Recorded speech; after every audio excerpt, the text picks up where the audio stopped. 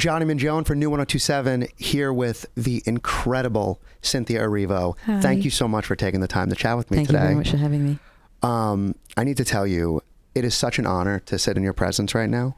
Thank you. You have been the soundtrack to my house for the past year and a half.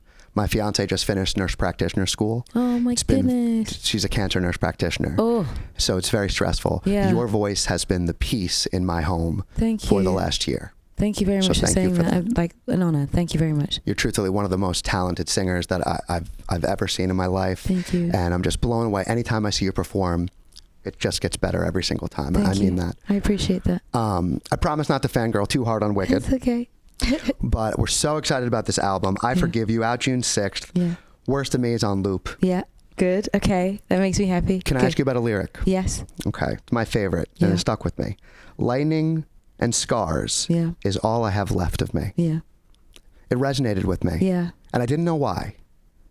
Can you explain what that means to you? Yeah, it's the hurt and the rage and the pain that you sort of are left with after something that, you know, doesn't serve you anymore. You can be in the best of relationships, but if it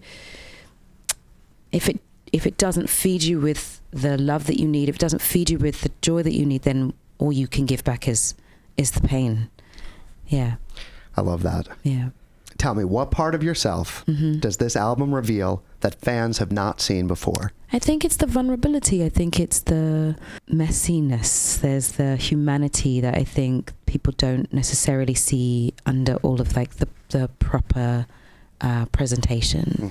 I think I get to show a bit more of the human in me. I get a lot of like adjectives are thrown in my direction often. It's, you know, you're superhuman. How do you do that? Oh my gosh, like, is there anything you can't do in this? And I want to be like, yes, there are many things that I can't do, and I am not superhuman. I am just a human who happens to do a lot of things, and it takes a lot of me to do so. And this is one of those. This album, I think, is a moment to be able to share like that part of me. Yeah. I mean, you have played so many iconic roles on the stage and on the screen. Does it feel so good that this is just you? Me, yeah, it really does. I think that's why I'm so proud of it, because it really is very much me and who I am, and it isn't another character. It isn't a mask I'm putting on. In fact, it's the very opposite. It's very me. It's very much mask off, and you're getting everything I am. Now, I Forgive You. Yes. What percent, if we can, how much is forgiving yourself?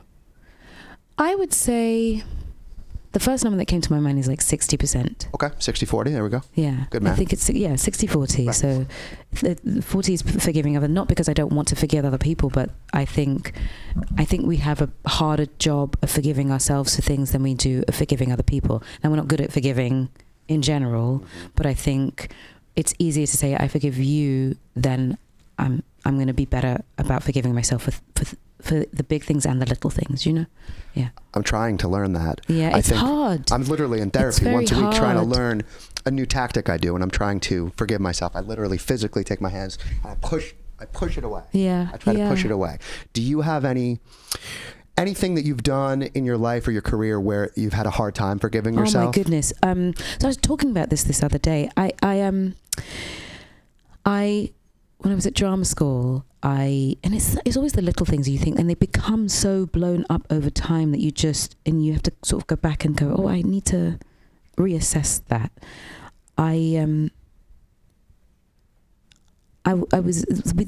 They'd cast this show, and I had sort of a very small role in it, and it was a musical. I was sort of singing in it, and they had cast other people in 2 other roles, and those 2 people were not very well. They couldn't do this performance, and then I was asked if I would sing for them, and they lip synced to my voice. And I remember feeling really, it felt wrong. It felt like I was legitimately using my voice for someone else. Someone else was taking my voice. And I remember thinking, this is not a good idea. I should not do this. But I did it anyway. And it took me a long time to like get over that moment of not just it wasn't about the performance. It was about allowing someone else to take my voice and not speaking up about how I felt about that, and feeling really embarrassed about doing that, and feeling it felt wrong, and I didn't speak about that, and it took me a while to forgive myself about that. But you carried that around inside of you. You didn't project to anybody else. No, that was your own. That was my own. Yeah, I carried it around for ages. And there are other little things, and that there are other very big things that are hard to discuss now. But yeah, there are things that you think I've put myself in the position, and I have to figure out how to deal with the repercussions of those things, and I had to forgive myself for those moments. And you've since come to terms with that. That's in the past. Yeah, and, very learn much from so. the next time. Yeah. But it manifests itself in knowing that now my voice is mine, and I'm very specific about it, and I know what to use it for, and I'm very particular about how I use it and where I use it and who I'm using it with. I mean, you're one of the most powerful voices in the world. Thank you. Thank you very much for saying that. I really appreciate that.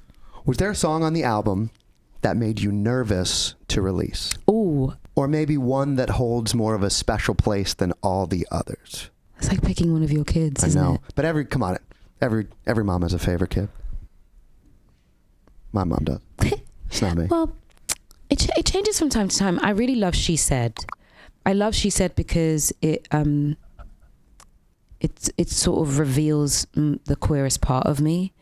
And I think maybe that is one of the songs that I was nervous to release, because it really is about me singing about another woman, not about, usually it's a man and a woman that we sing, it's he or, the opposite terms. But I to be able to sing that vulnerably about what another woman's love feels like, I think that was a sort of vulnerable thing to be able to put out. So I was kind of nervous, but I'm very, very proud of it because I love the song so much. I think it's really beautiful. I'm so excited to hear it. Yeah. There's 20 songs. Yes. How many songs did you leave on the cutting room floor? About 10 or 11. So there are a few, and that's not from the last album. So there are a couple albums. The last album had a few songs that I left on the cutting room floor, and this album had another few songs that I've left on the cutting room floor as well. It was really hard to collate and decide what I wanted, and there are still songs that I love that I go back to. I'm like, oh, we left this. I think we might have to go back to it, and there are at least a good 3 or 4 songs that I want to put out and want to release, and that that are not on the album.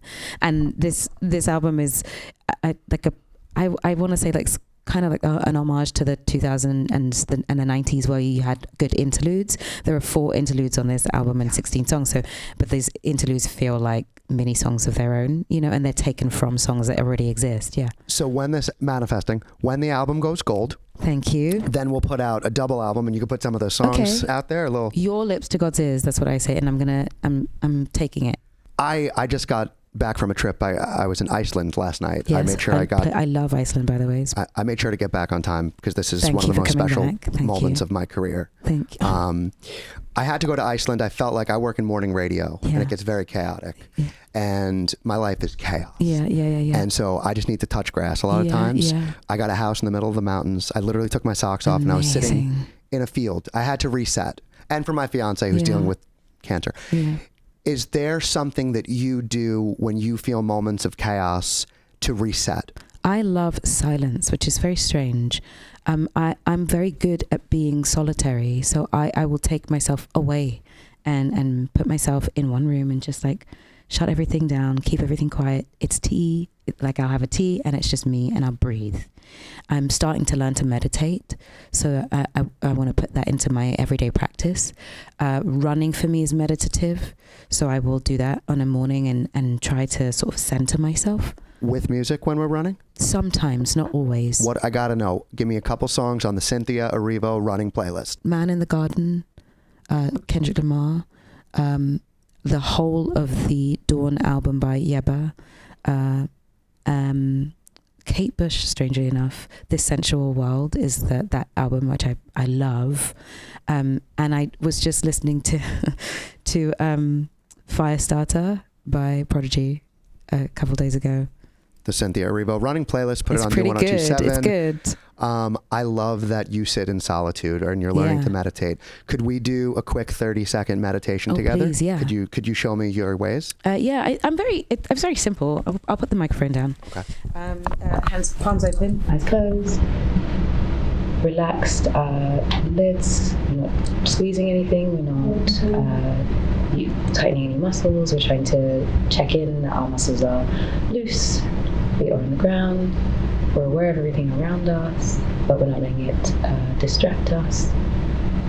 We do what we call diaphragmatic breathing.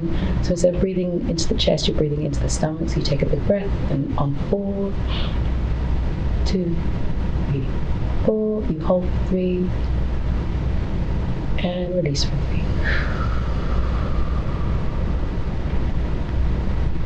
One more time. In on 4. 1, 2, 3, 4. Hold for 3. And release for 3.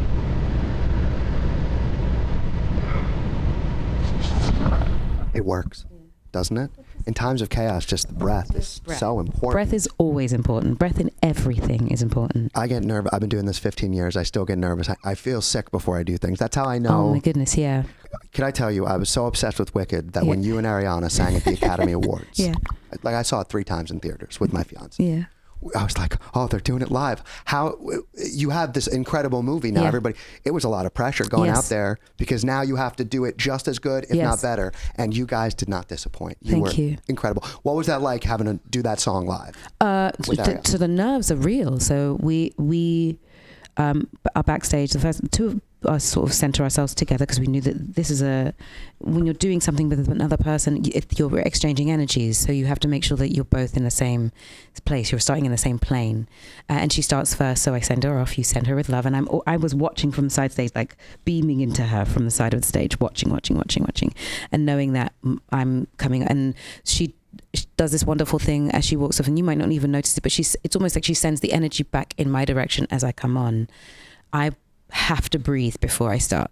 I have to sort of set an intention before I begin anything. So my intention is usually to make sure that whatever I'm doing, whatever I'm singing is helpful to someone who is listening, that it connects with someone, that it helps to reveal something to someone, that it helps to release something for someone, that what I'm doing isn't just in service of myself, but is in service of whoever is listening.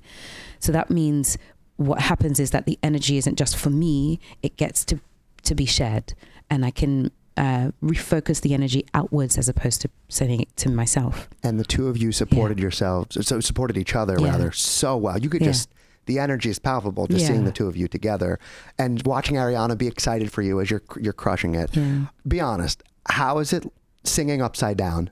What was that hard? Like? It's really tough. It's tough, but you have to find your ground in the air. You have to find out. You have to place the pressure where you would if you're standing on the ground. You know, when you're standing, there is tension in your legs, and if you don't have the ground beneath you, you have to find a way to put the tension where it needs to. You have to find a way to put tension in the muscles that help to support when you would be standing.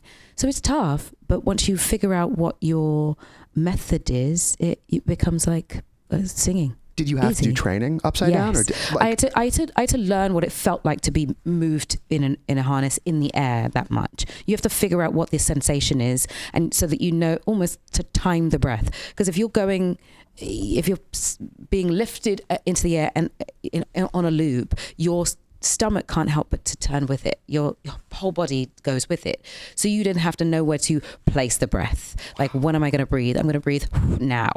And then you can use the support of your body to actually make the sound. Yeah. That's I bet singing upside down wasn't on your bingo card. And then it was not. It was not on my bingo cards, but now it is, and now I want to keep using it. Yeah, I don't want to lose the skill. I know we have to wrap it up. I do have to ask. You had the choice to do CGI green. Yes. You chose yourself. Yes. To sit in the chair. How long did that take every day, putting on the green makeup? Depending on how much. If we were just doing like head, neck, and hands, it would be like 2 hours and 45 minutes every day, minimum. And then if we were doing more than that, it could take up to 4 hours. It just depended. Yeah. Cynthia Erivo, you honestly made a dream come true today. Thank you. Would you ever do a Wicked one night on Broadway if asked? I don't know. The reason why I say I don't know is because I feel like I have had the chance of a lifetime to be able to share it with the world. And I've had my turn, you know what I mean? And I want anyone who hasn't had their turn, who deserves the turn to play this role, to be able to play the role. I have it, and I'll have it for the rest of my life, you know? And so I want to be able to, I think it should be shared. Yeah. Cynthia, we're so proud of you and excited for you. Your new album's coming out in June. Thank you for taking the time to talk with me, to meditate. Yes, I love that we got to do that. That's so cool. Peloton, sign her up for a class. Oh no, I think I'm going to try and do a live session with them. I might take a live session with Peloton. As a student or as the teacher? As a teacher. But then you got to teach that meditation. I already feel more peaceful. Oh, well, I'd love to. I would love to. Make it happen. Cody from Peloton, come on, let's make it happen. Cody, I love you. You know I do. I love everyone there. There's Alex, Cody, everyone's brilliant. Logan, JJ. You know Jermaine? They're like my favorites. You know what I mean? Also, this happened off camera. Cynthia was talking about my Ramon shirt. You have the Ramon shirt? I have the Ramon shirt, yeah. Mine one's like, I find like vintage. I love a vintage t-shirt. This wasn't like American Eagle, I promise. This is like an old school. This is old school. That's the one I have. It's really cool. Cynthia, you're the best. Thank you so much for your time. Thank you very much. Thank you. Enjoy that video? See more interviews, more performances, and more of your favorite artists by subscribing and downloading the free Odyssey app.